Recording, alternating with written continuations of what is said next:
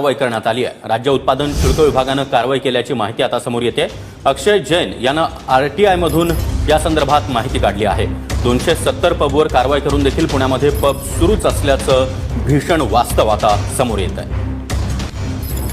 प्रकरणानंतर पुणे शहरातील पबचं जे प्रकरण आहे ते पुन्हा एकदा चव्हाट्यावरती आलेलं आहे। गेल्या वर्षभरामध्ये जवळपास 270 पबवरती जे आहे ती राज्य उत्पादन शुल्क विभागाकडून कारवाई जी आहे ती करण्यात आलेली आहे। माहिती अधिकारामधून ही माहिती जी आहे ती पुढे आलेली आहे। स्वतः अक्षय जैन यांनी ही माहिती जी आहे ती माहिती अधिकारामध्ये काढले।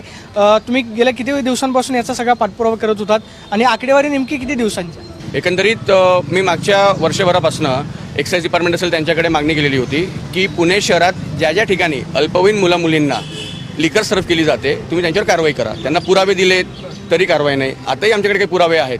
त्यानंतर लेट नाईट आमचा विरोध नाईट लाईफला नाही आहे। आमचा विरोध जो आहे तो बेकायदेशीरपणे चालणारे जे धंदे आहेत, ड्रग्सचा विषय असेल